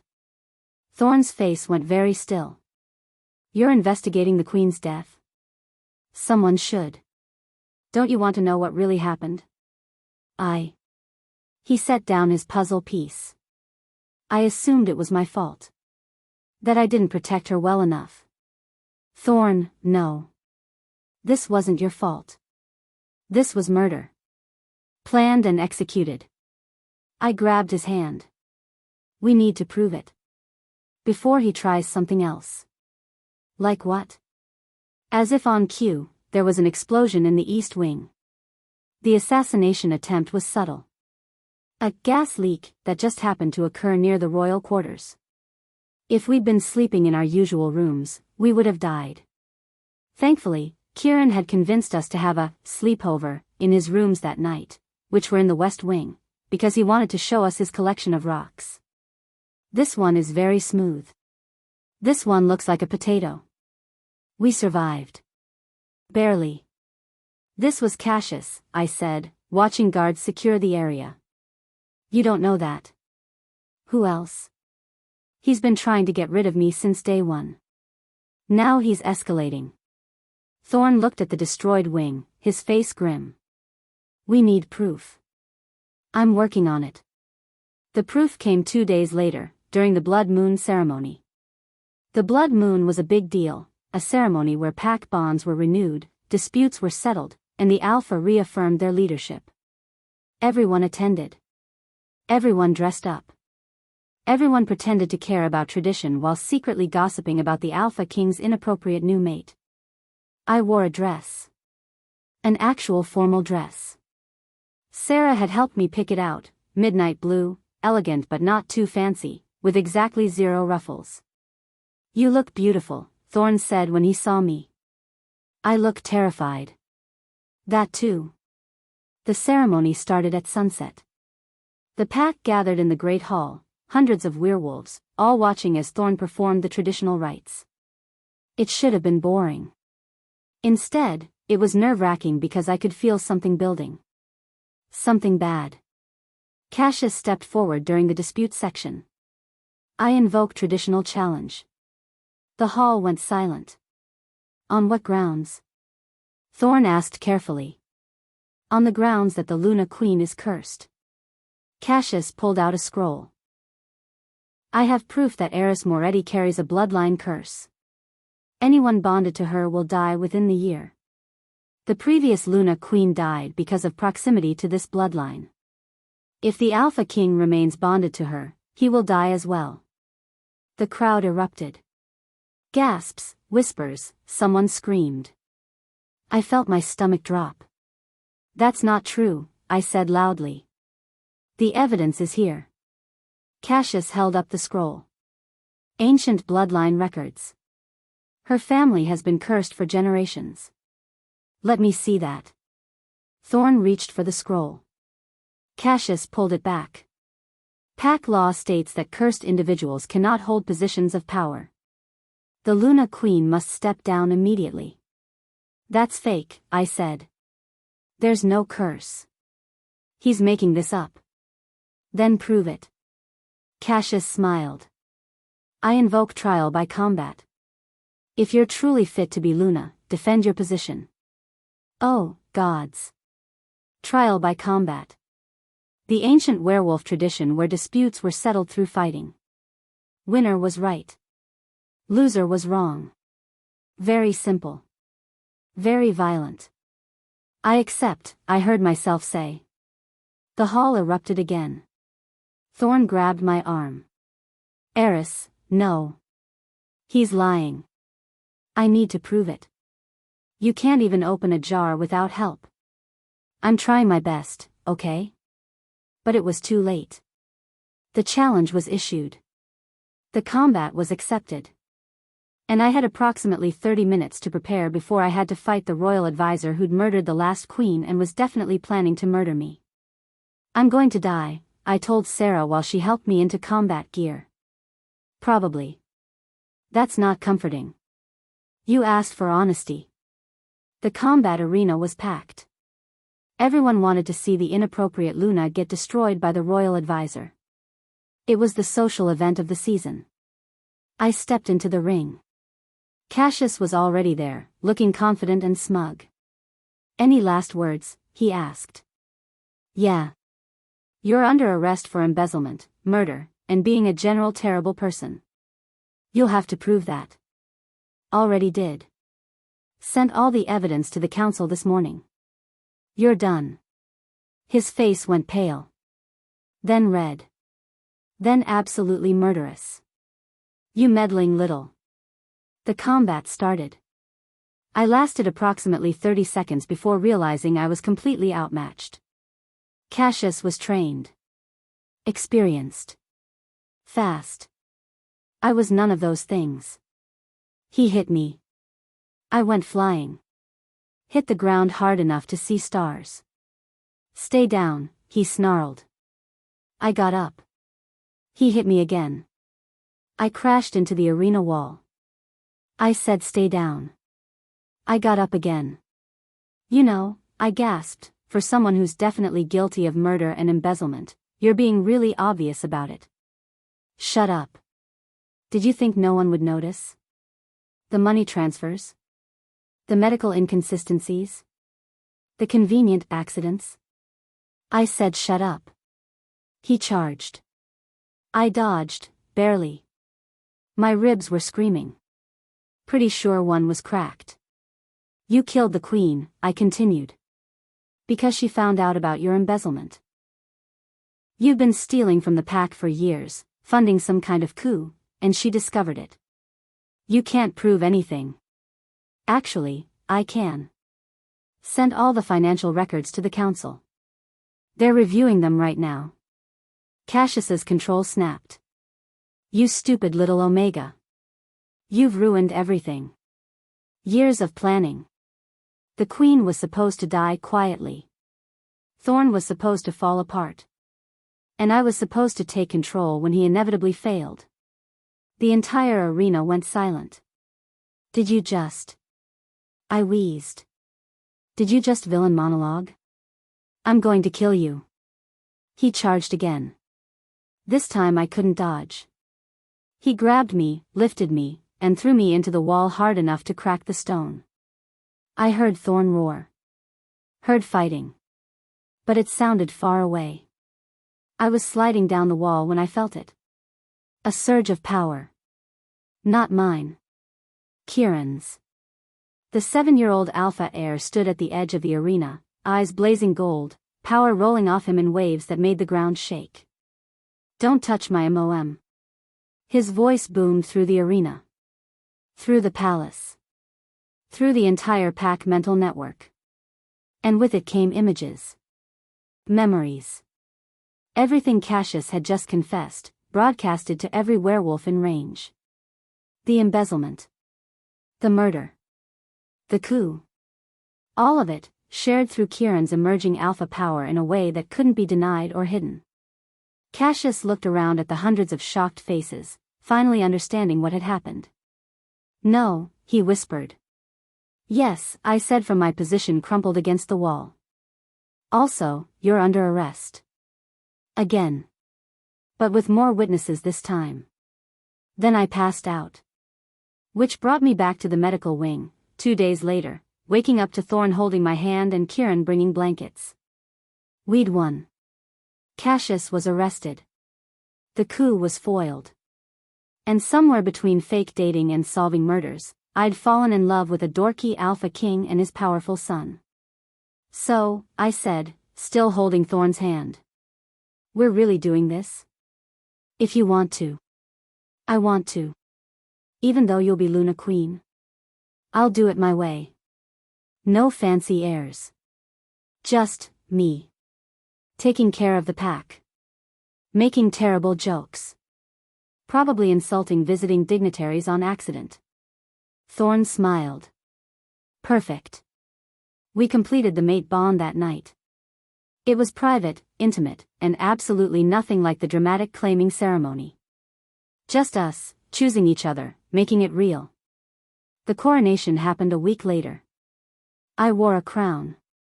An actual crown. It was heavy and uncomfortable and I kept forgetting it was there. "You're fidgeting," Thorn whispered. It's itchy. You can't scratch your head during the coronation. Watch me. I didn't scratch. But I wanted to. The ceremony was long, formal, and full of traditions I barely understood. But Kieran stood beside me the whole time, holding my hand, occasionally whispering explanations. Now you're supposed to bow. No, the other way. There you go. When it was finally over, when I was officially Luna Queen, the pack erupted in applause. Some of it was genuine. Some of it was definitely still judging me. I didn't care. I had a mate who did jigsaw puzzles and ugly cried at movies. I had a son who could level buildings with his emerging alpha power. I had a pack that needed someone who actually gave a damn. I could do this. I was doing this. Your Majesty, Sarah said, approaching with refreshments. How does it feel? Weird. Good weird. But weird. You'll get used to it. Probably not. I scanned the crowd, watching pack members mingle and celebrate. That's when I saw her. A woman standing at the edge of the crowd. Dark hair, elegant features, and eyes that were exactly, like the late Luna Queen's eyes from the portraits. I grabbed Thorne's arm. Is it normal for dead people to attend parties? What? Because I think your dead wife is here. I'm sorry, what? I pointed. The woman was still there, watching us with an expression I couldn't read. When she saw us looking, she smiled, sad and knowing, and disappeared into the crowd. We pushed through the people, trying to follow. But she was gone. Did you see that? I asked. I saw something. Thorne looked shaken. But it couldn't have been. It looked exactly like her. The portraits. The eyes. My wife is dead. We buried her. I know. But. We stood there, in the middle of my coronation celebration, staring at the spot where a ghost, or something, had just disappeared. Kieran tugged my dress. Mom? What's wrong? Nothing, baby. Just, thought I saw something.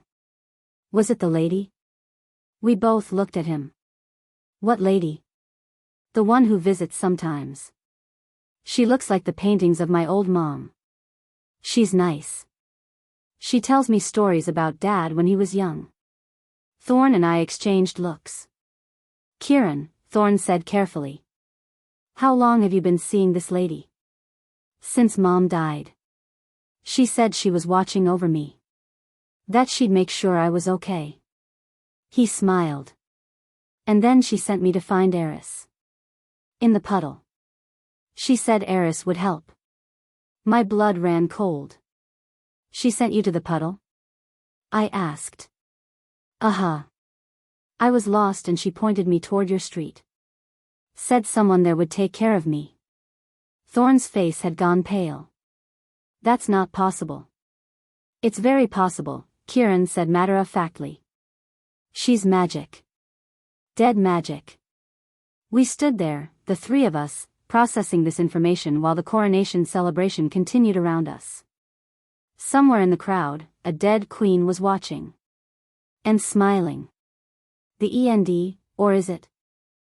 Epilogue. 6 months later. The thing about being Luna Queen is that nobody tells you about the paperwork. Seriously. Mountains of it. Budget reports, territory disputes, pack registration forms, requests for audience, complaints about neighbors' werewolves howling too loud at 3 a.m., all of it requiring my signature, my attention, my decision.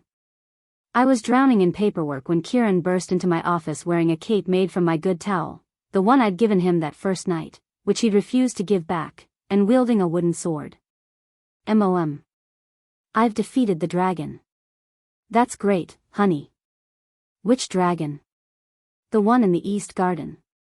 It was terrorizing the roses. Pretty sure that was the head gardener pruning.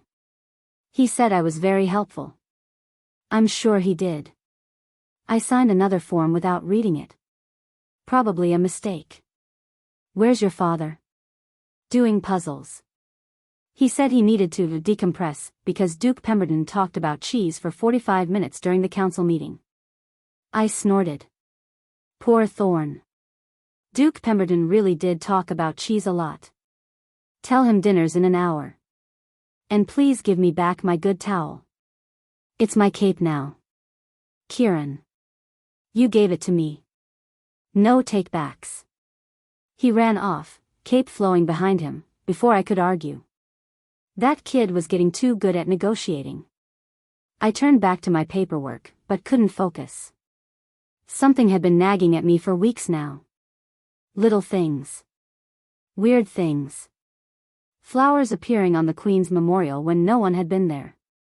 Kieran's nightmares stopping suddenly after he said, the nice lady told them to go away. The portrait of the late Queen in the gallery, I swear it smiled at me yesterday. And then there was the woman I'd seen at the coronation. The one who looked exactly like Thorne's dead wife. I'd tried to investigate. Asked questions.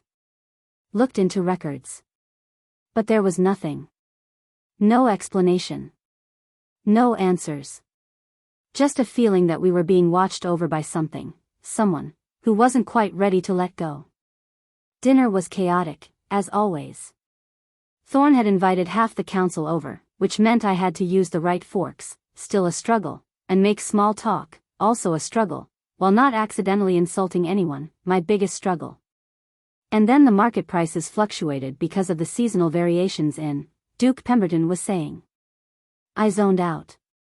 Focused on my food. Tried not to fall asleep in my soup. Which brings us to the cheese tariffs, of course. Thorne kicked me under the table. I jerked awake. Fascinating, I said automatically. You weren't listening, were you? Duchess Hartfield asked, amused. I was listening spiritually. She laughed. The other council members looked scandalized. Thorne hid his smile behind his wine glass. This was my life now.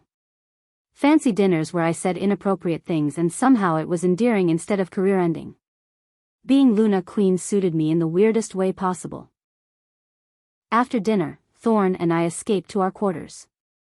Kieran was already asleep, Sarah had handled bedtime duty tonight, bless her, and we had the evening to ourselves. Cheese tariffs, I said, collapsing onto the couch. He talked about cheese tariffs for 20 minutes. 18 minutes. I was counting. That's not better. Thorne sat beside me, pulling me against his chest. I curled into him automatically now. The mate bond had settled into something comfortable, warm, right. You did well tonight, he murmured into my hair. I fell asleep during the economic report. Only for a minute. And you woke up before you started snoring. I don't snore. You absolutely snore. That's slander against the Luna Queen. I could have you arrested. Please do. I could use a vacation. We sat in comfortable silence, just breathing together. These were my favorite moments, when we didn't have to be the Alpha King and Luna Queen, when we could just be Thorne and Eris, two people who'd found each other in the most chaotic way possible. I saw her again, I said quietly. Thorne tensed. Where? In the garden. This morning. She was standing by the memorial, looking at the roses. I played with the buttons on his shirt. She looked so sad, Thorne. So lonely. What did you do? I walked toward her. But she disappeared. Like she always does. I looked up at him. Do you think she's really here? Or am I losing my mind? Kieran sees her too. So either we're all losing our minds, or... He trailed off. Or she's really here. Somehow. We'd had this conversation a dozen times over the past 6 months. Never came to any conclusions. How do you investigate a ghost? How do you talk to someone who's dead but also maybe not dead? Who watches over your family but never stays long enough to explain? I want to talk to her, I said. I want to understand what's happening. So do I. Tomorrow. Let's try again tomorrow.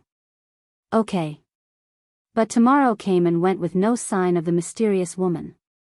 So did the next day. And the next. Until the night of Kieran's 8th birthday. We threw Kieran a party. A real party, not a fancy royal affair, but an actual kid's birthday party with games and cake and too much sugar. We'd invited his friends from the pack school, set up activities in the garden, and generally let chaos reign. Kieran was thriving. His alpha power had stabilized under careful training, and he'd grown confident, happy, so different from the scared little boy I'd found in that puddle 6 months ago. Mom. Mom. Watch this. He demonstrated a cartwheel. It was terrible. I applauded anyway. Amazing. You're a natural. I know. He ran off to show his friends. Thorn appeared at my elbow, holding 2 glasses of wine. You're good with him. He's easy to love. So are you. I turned to kiss him, but froze. Over his shoulder, standing at the edge of the garden, was the woman. The late queen. She was clearer this time. More solid. And she was looking directly at me with an expression of profound sadness and hope. Thorn, I whispered. Don't turn around quickly. But she's here. He went very still. Where? By the roses. She's staying this time. Slowly, carefully, Thorn turned.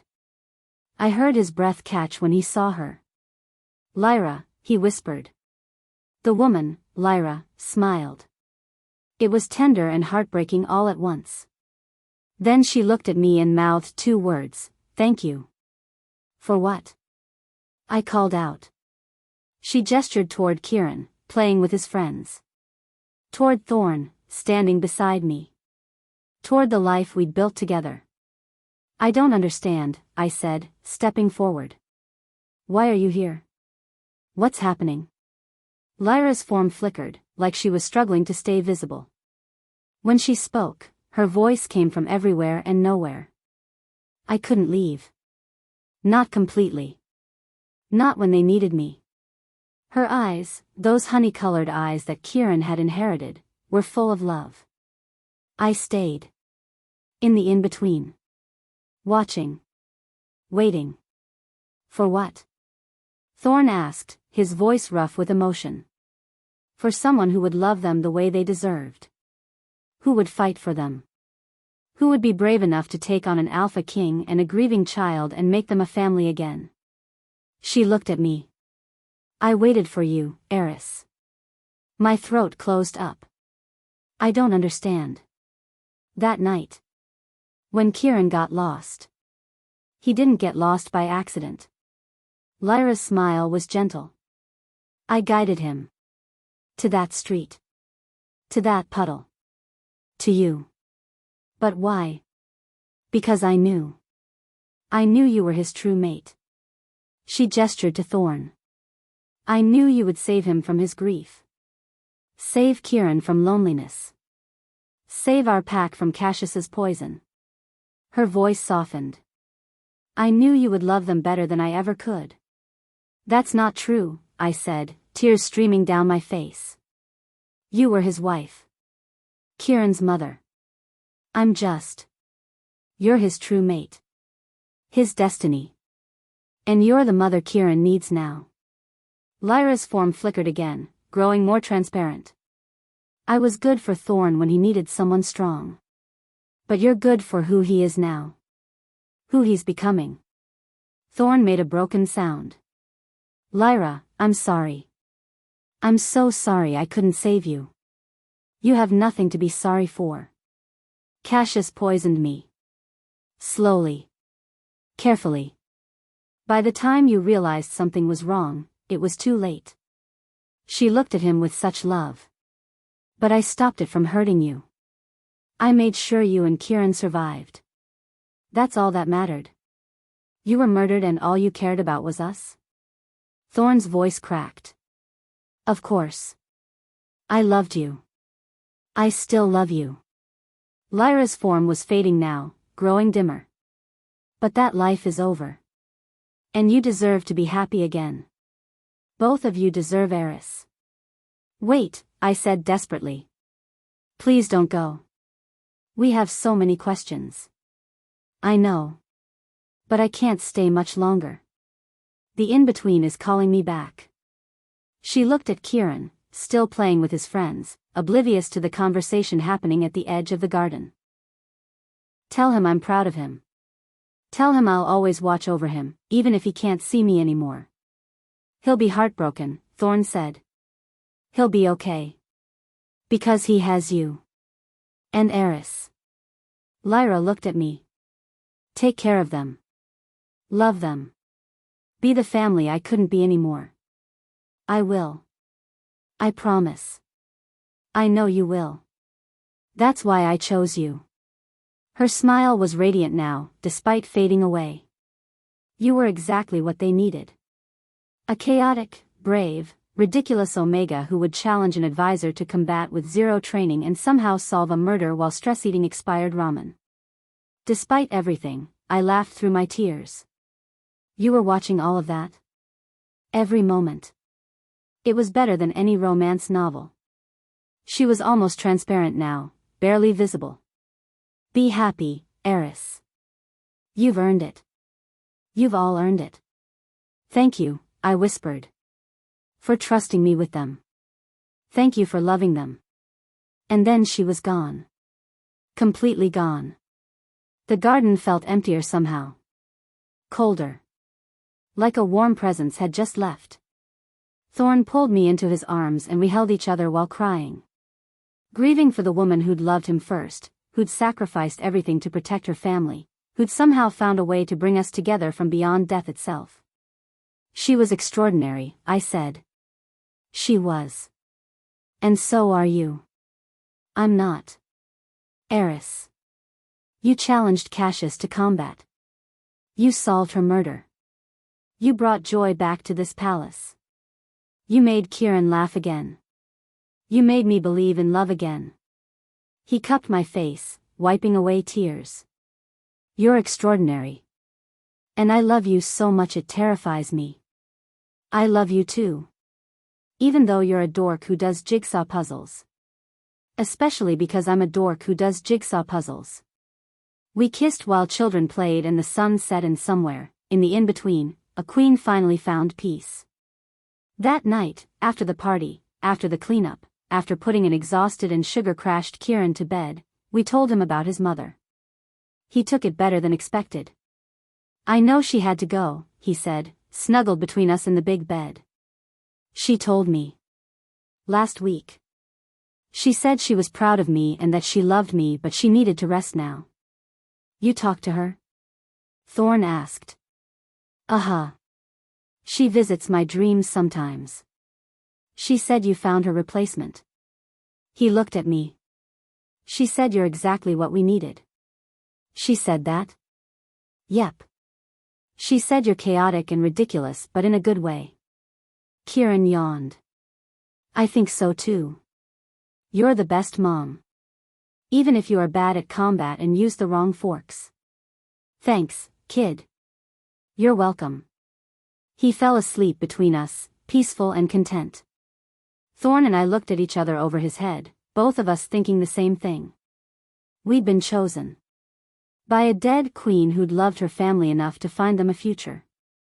Who'd orchestrated our meeting from beyond the grave.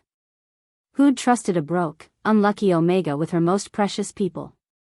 She picked well, Thorn whispered. She picked desperately, I corrected. I was literally the only person who found him. She picked perfectly. Maybe he was right. Maybe Lyra had seen something in me that I didn't see in myself. The courage to help a lost child even when it cost me everything. The stubborn determination to protect what I loved. The chaotic energy to challenge an entire court and somehow win. Or maybe she'd just seen an Omega who would love her family the way they deserved. Either way, I was grateful. 1 year later. The memorial garden was finished. We'd built it in honor of Queen Lyra, a beautiful space with roses, her favorite, a fountain, benches for reflection, and a statue of her holding baby Kieran. It was peaceful. Healing. A place where we could remember without drowning in grief. The dedication ceremony was small. Just family and close friends. Kieran read a speech he'd written himself about his 2 moms, one who gave him life, one who taught him how to live it. There wasn't a dry eye in the garden. Afterward, we sat together on one of the benches. Me, Thorn, and Kieran. Our little family. Do you think she's happy? Kieran asked. Wherever she is? I think so, I said. I think she's at peace. Good. She deserves peace. He leaned against me. I'm glad she sent me to find you. Even if you are bad at everything royal. Hey. It's true. You used the wrong spoon again at dinner last night. That spoon was decorative. There's no such thing as decorative spoons, Mom. Thorn was laughing. I elbowed him. Don't encourage him. But he's right. You're both terrible. But I was smiling. Because this ridiculous, chaotic, perfect family, was mine. We'd been built from grief and chance and a dead queen's matchmaking. We'd survived assassination attempts and court intrigue in my complete inability to learn proper fork etiquette. And we were happy. I have news, I said carefully. They both looked at me. What kind of news? Thorn asked. The good kind. I hope. I took a deep breath. I'm pregnant. Silence. Then Kieran's shriek of joy probably woke up half the territory. I'm going to be a big brother. He launched himself at me, hugging me so hard I couldn't breathe. Thorn was right behind him, pulling us both into his arms, his face buried in my hair. A baby, he whispered. We're having a baby. We're having a baby, I confirmed. Is it going to be as chaotic as you? Kieran asked hopefully. Probably. Yes. We sat there in the memorial garden, the 3 of us, soon to be 4, laughing and crying and planning. The roses bloomed around us. The fountain bubbled. And for just a moment, I swear I felt a warm presence, like someone was standing behind us, smiling. Thank you, I thought toward the sky, toward whatever lay beyond. Thank you for trusting me with them. The breeze picked up, carrying the scent of roses and something else. Something that felt like approval. Like love. Like a blessing from a queen who'd loved her family enough to let them go. Look, Kieran said, pointing. A single white rose had appeared on Lyra's statue. Fresh. Perfect. Definitely not there a moment ago. We looked at each other and smiled. She's happy for us, Thorn said. She better be, I said. She's the one who started all this. Best matchmaker ever, Kieran declared. We stayed in the garden until sunset, talking about baby names and nursery colors and how Kieran was definitely old enough to help with diaper duty. He disagreed. The palace rose behind us, no longer cold and grief-stricken, but warm with life and laughter. I thought about the girl I used to be. The broke Omega with nothing but expired ramen and a leaking ceiling. Who could barely keep herself alive, let alone imagine having a family. And now look at me. Luna Queen. Mate to an alpha king. Mother to a powerful heir and a baby on the way. Living in a palace, surviving court politics, still using the wrong forks but doing it with confidence. Life was strange. Life was chaotic. Life was absolutely nothing like I'd planned. It was perfect. I love you, Thorn murmured, pulling me close. I love you too. Even though you cry at dog movies. You promised never to mention that. I lied. Kieran giggled. The sun set. The white rose on Lyra's statue glowed in the fading light. And somewhere, in the in-between, a queen rested easy knowing her family was whole again. The end. For real this time. Author's note. Sometimes the people we love find ways to love us back, even after they're gone. Sometimes the universe conspires to bring the right people together at exactly the right moment. And sometimes the best families are built from chaos, expired ramen, and a little bit of magic. Thank you for reading Eris and Thorn's story. May you all find your own chaotic, perfect, ridiculous love story. And may you always use the right fork. Just kidding. There's no right fork. It's all made up. Use whatever fork you want.